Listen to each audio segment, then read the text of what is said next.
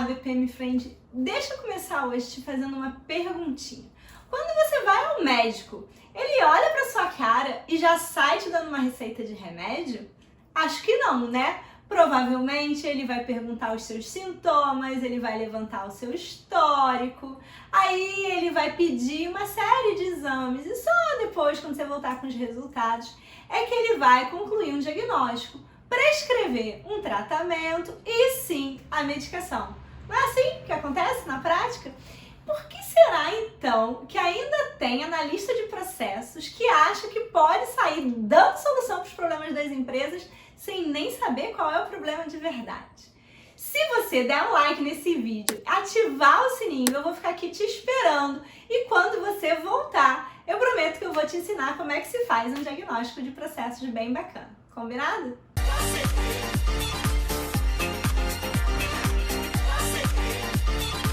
Bom, para a gente começar a fazer um diagnóstico, a gente precisa primeiro de um referencial, um embasamento. Aqui na DECA, a base que a gente costuma usar é o BPMMM, Business Process Management Maturity Model. Eu já comentei um pouquinho sobre esse assunto com vocês aqui em um outro vídeo, eu vou deixar aqui para vocês. E eu estudei esse assunto há vários anos atrás, desde a época do meu mestrado que eu venho estudando isso, tá? E você sabia, uma pequena curiosidade, que existem mais de 150 modelos de maturidade em gestão de processos? Isso mesmo, de cair para trás, né? Então, você tem que escolher um ou dois no máximo, que sejam aqueles que você conheça, que você confie, que você já tenha experimentado na prática para você trabalhar realmente com eles, tá bom?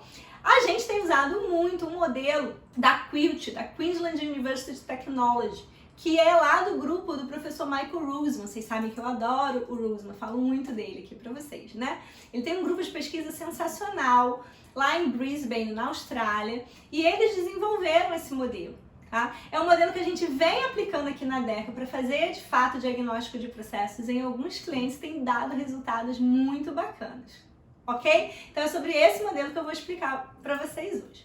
O modelo do Michael Rusman, da QUILT, ele é um modelo tridimensional, então ele é um cubo. Ó, já começou aí o fato da gente aqui na DECA, né, gostar de cubos. Então, o que tem nesse cubo? Ele tem várias dimensões, né? A primeira dimensão é tempo. Todo diagnóstico, ele é uma fotografia num determinado instante de tempo. Então, quando você vai aplicar um diagnóstico, você tem que saber que momento ali da empresa você está analisando.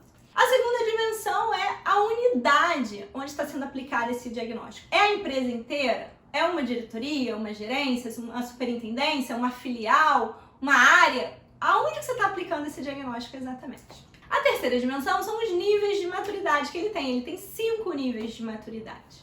E a quarta dimensão são 6 fatores de análise que ele considera, que são o alinhamento estratégico, governança, os métodos, tecnologia, pessoas e cultura. E aí, para cada uma dessas 6 perspectivas, né, os 6 fatores, como eles chamam, a gente tem alguns critérios de análise e eu vou deixar para vocês aqui também no link desse vídeo os links dos artigos dele para você poder depois ler com calma cada um desses critérios. Então ele tem uma série de critérios de análise e a gente pontua esses critérios para conseguir chegar num diagnóstico.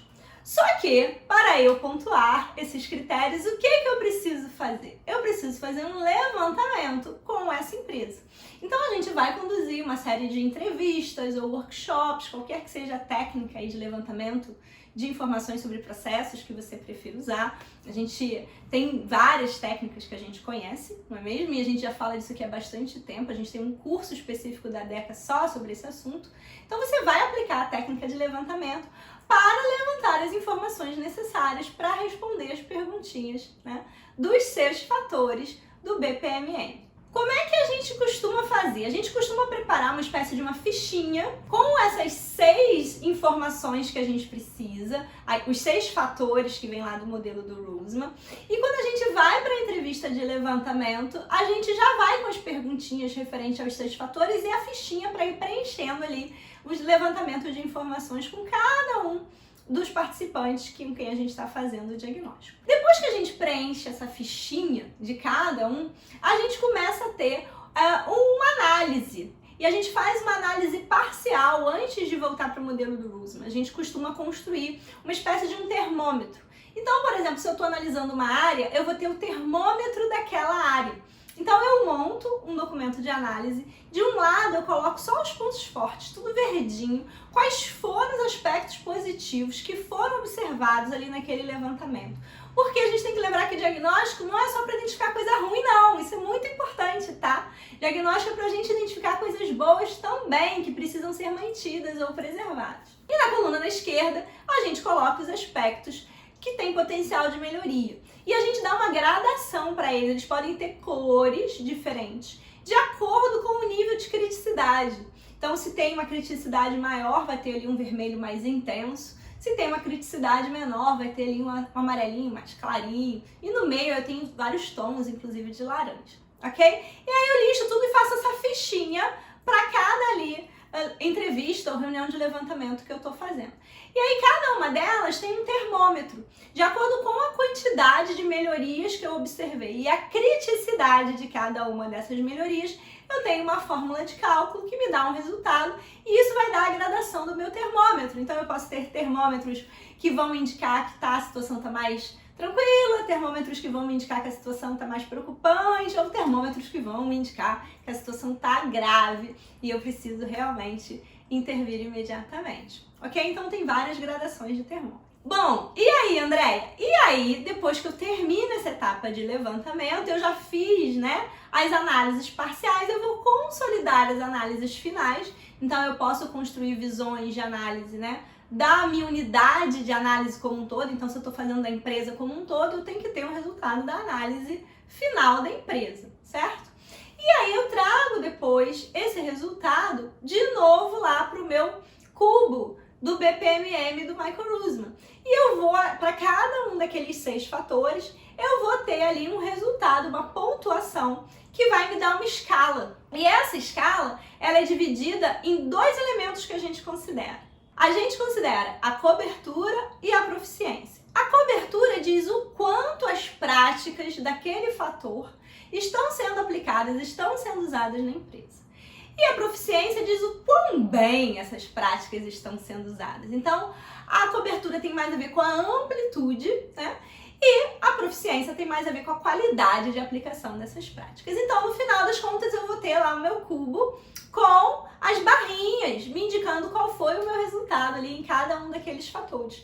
E repara, a mesma empresa pode ter resultados diferentes em cada um desses fatores. Não pode ser que algum fator esteja no nível 4, outro esteja no nível 2, outro esteja no nível 3 e não tem problema nenhum nisso. É normal, tá bem? Bom, e aí? Chegamos no diagnóstico do paciente, né? Se fosse um médico, o que a gente teria que fazer depois do diagnóstico? Tratamento, certo? Então, exatamente isso que a gente precisa fazer aqui no caso dessa empresa que a gente está diagnosticando.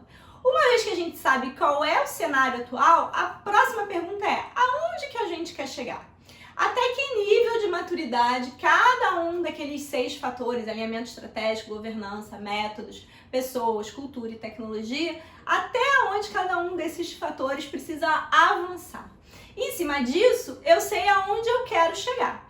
Agora que eu sei aonde eu quero chegar, aonde que eu estou mirando, o que eu vou fazer, eu tenho que traçar as ações necessárias para eu chegar lá. Então, eu vou traçar as minhas ações de melhorias de processo para alcançar o nível de maturidade desejado em cada um desses 6 fatores. Com isso, eu vou ter um resultado que é uma lista de melhorias de processo. E essa lista, ela pode ser organizada separando as melhorias de curto, médio e longo prazo, que a gente já comentou aqui em um vídeo em que a gente falava de um roadmap, lembra? Então a gente agora vai montar o roadmap com essas melhorias que saíram no diagnóstico, ajudando os nossos clientes, as nossas empresas, a planejar o caminho para ela chegar no nível de maturidade em gestão de processos que ela estava mirando lá no modelo de maturidade, certo?